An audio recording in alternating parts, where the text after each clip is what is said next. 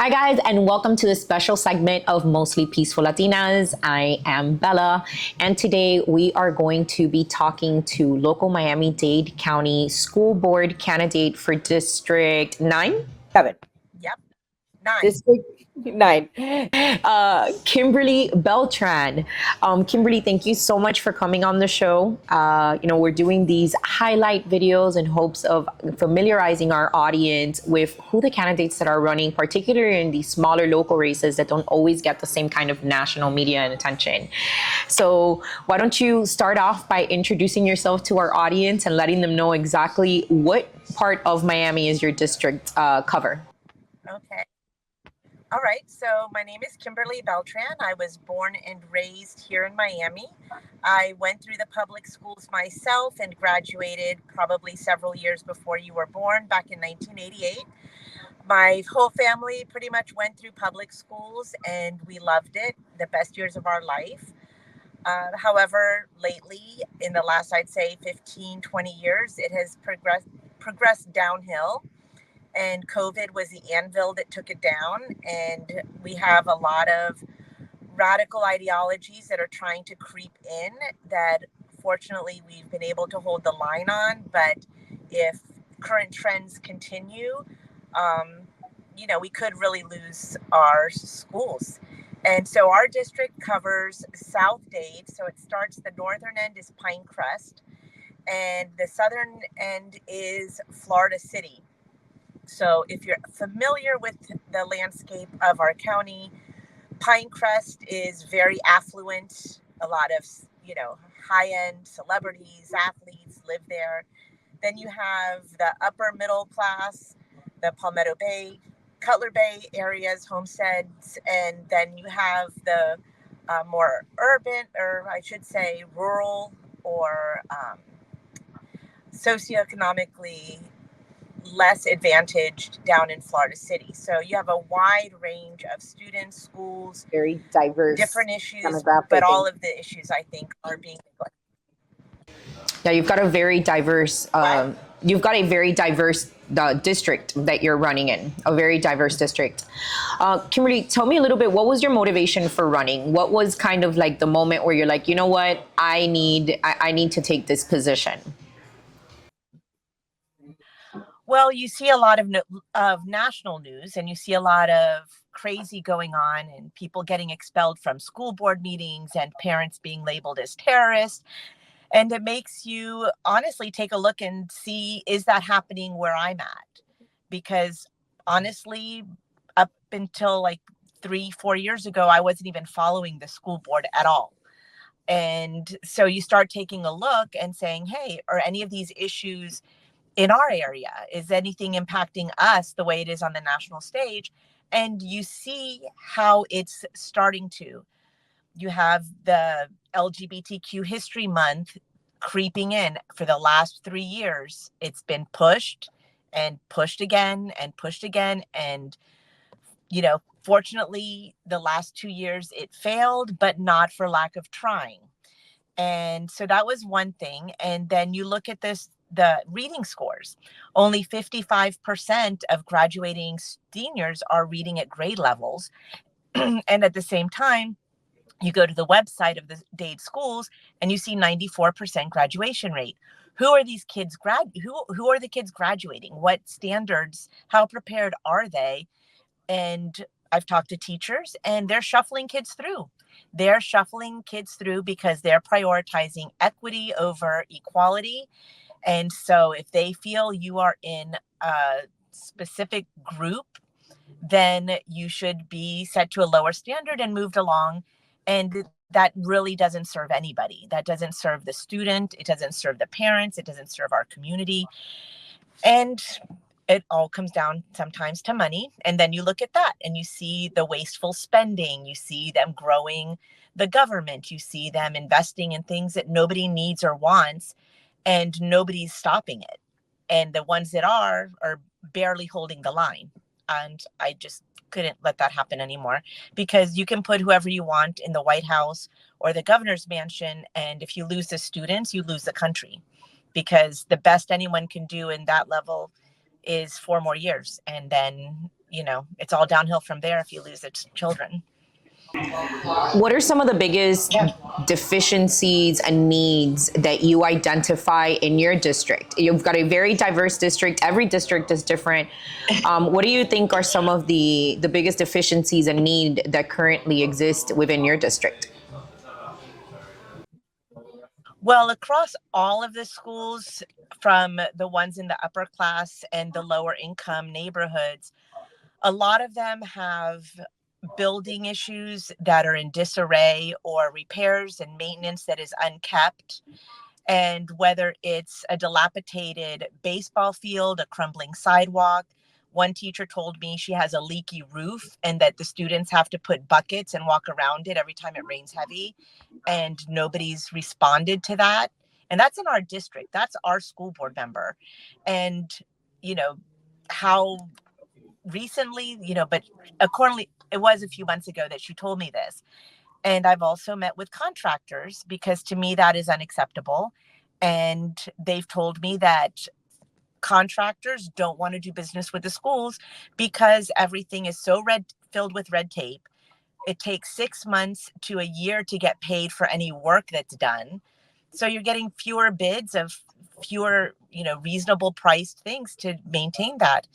And then you have crime in the southern end and the lower income.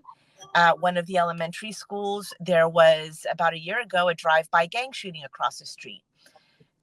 That is, to me, unacceptable. And so, you see, why aren't these needs being met? And teachers complain. And so I want to basically get it in order. I want to cut the red tape, get these buildings fixed, work with the police, especially with the new sheriff that we're going to have eventually, in the next election, see what we can do to make the streets safer, and maybe cut some of the wasteful spending and cut down on the size of the administration and focus more on teachers and coaches and students and arts and athletics and less on things like electric school buses and LGBTQ history months.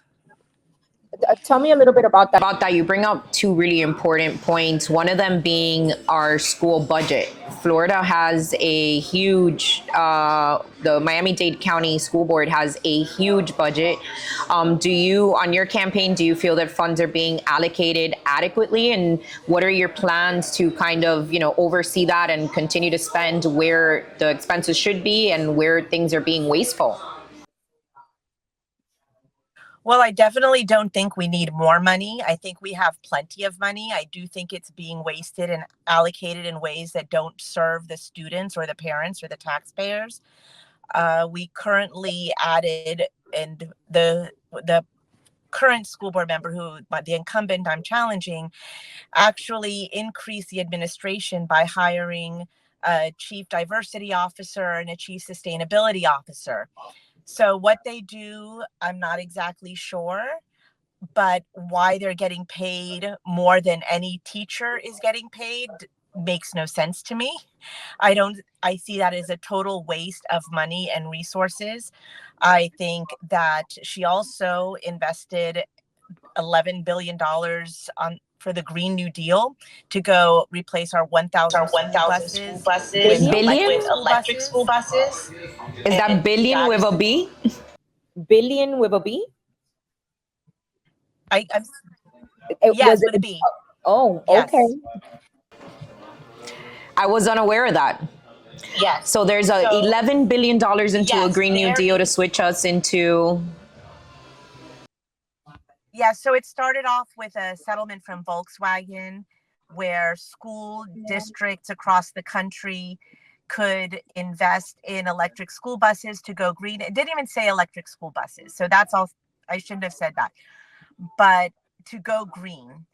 And they go to electric, which we only got 20 school buses so far. I think maybe 50, but it include they didn't think it. And when you have to replace 1,000 of them, of the diesel buses, they cost, number one, only 10% of students use this transportation. So whatever the amount, it's only to serve 10% of the students in public schools. So whether it's $1 or $1 billion or $20 billion, it's only of the students. There's propane. Broward did it. They got 3 times as many propane buses, for example. So why did Broward do that and we went the electric route? That doesn't make any sense. So I encourage you to, go to my Facebook page, listen to that, and, search it. If there's any doubts, question it, double check us, but it is a scam and we are on the hook for it. And it's not going to help one darn student learn how to read. People don't realize the wasteful spending that takes place when you're not watching that budget. So that's a great platform to run on. Kimberly, tell me a little bit about parental involvement and how it is that you plan to work with parents in your district for the betterment of the result that their children have in the school system. What I found difficult is school board meetings during the day because most parents work. And so I would like to make available, in the office hours. So I would be a way where I could meet with, if any parents had, making them come down to the school board, maybe work with local government buildings, town halls or whatever, and schedule meeting times on weekends, in the evenings, on, holidays when schools are closed. I'll work. I don't take very many holidays anyways, other than Christmas and Easter. So, I think making myself more available and then working with the public schools to increase programs, sports, build up their arts. And that's a way parents involved. The more activities kids have to participate in, the more involved the parents are going to be. That's what sets private schools set apart from the public schools. They have they have better athletic programs, they have higher academic standards, they have more clubs to keep kids engaged. And by default, the parents obviously get more involved as well. And it's like a win for everybody. And you don't need billions of dollars to do it. It's stuff that's pretty reasonable. We have the money. We just need to cut out the stupid stuff and, Focus put on it the in the kids. smart stuff. Mm-hmm. Yeah, athletics, arts, and academics. How about that? Bring up a good point there. What is your position on school choice? I totally support school choice. I think competition is good. I think school choice, I think it forces all schools, whether they're public, private, charter, to step up their game. When you have competition for enrollment, when you have competition for dollars, you're going to want to offer better. Whatever the other is offering, you want to do more and better. And unfortunately, public schools are at a disadvantage, and that's why parents are leaving in droves. They're pulling their kids out because they're not competitive. We're the public school system, and it kind of back to the budget. The is creating expenditures that private schools are not. And granted, public schools, maybe the kids do need stuff, but they don't need electric school buses. Not one private school provides electric bus transportation. Not one charter school, not one private school. None of them do that. Why are we doing that? Money in that. Why are we hiring people that don't really help the students learn? Why are we hiring more teachers or more coaches or music teachers and doing something like that? By two schools, why is it that you can say which one is the public and which one's a private? You shouldn't be able to tell. Why don't we fix the buildings, make them nicer, get the leaky roofs fixed, get the kids some nice fields? That's what all kids deserve, whether you're in Pinecrest or Florida City, and whether you need to fix a dilapidated, crumbly sidewalk, let's get it done. That's what sets them. If you want to be competitive, you got to compete. And that's That you're right. We can get behind that message. Now, Kimberly, these are short highlights, but I do want to give you an opportunity to kind of just tell our audience that are in your district why they should come out and vote for you on August 20th, guys. Remember, the school board elections take place on August 20th. They always have abysmal percentage of our voters that turn out, maybe 19% on average, maybe 22% if we're lucky. So why should people make the time and prioritize to get out to the voting booth between now and August 20th to vote for you? Well, why they should vote for me is because I'm a mom. I have business experience. I can get the job done. I don't have any higher political aspirations. I'm not beholden to any special interest groups. I know what it's like. I am proud of the education. Great again, not to sound cliche, but I do. And it's important because the school board elections are the county and local elections are the most important in everybody's daily life. When you have a failing school or Donald Trump is not going to help you.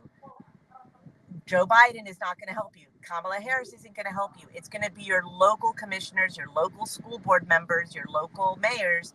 Those are the people who are going to make an impact. And in my case specifically, my race, since there's only 2 candidates, it will be decided on August 20th. There is no runoff. There's only going to be a runoff if nobody gets a majority, but when there's only 2, it's now or never. There is no November for me. There's no runoff. It is not a primary in my case. And we need to get it done. And early voting has started. We're more than a week in. There's early voting sites all week from 11 a.m. to 7 p.m. and then on Saturday and Sunday from 8 a.m. to 4 p.m. The lines, school days, you might want to fight the traffic, fight the wait, and get to one of these early places this weekend. After work today, on the weekend, make a plan, get some friends, get it done. Bring a friend. Bring a friend, absolutely. District 9. Bring a friend to go out and vote when you go. Buddy system. Bring a friend to go out and vote when you go. Yeah, Sunday, go to Mass, go vote, and go to brunch. I love it. Go vote and go to brunch. I love it. Kimberly. Go to the temple, go to brunch and go vote. We appreciate you so much for taking the time to speak with us today and share a little bit about your platform with our audience. We wish you much luck in your race, and we look forward to hearing the results come August 20th. Thank you for coming on. Thank you so much for having me. This has been awesome. And anytime you reach out to me, I'll reach back out to you. And it's awesome and an honor. And thank you so much. Our pleasure. Thank you, Kimberly. Have a great one.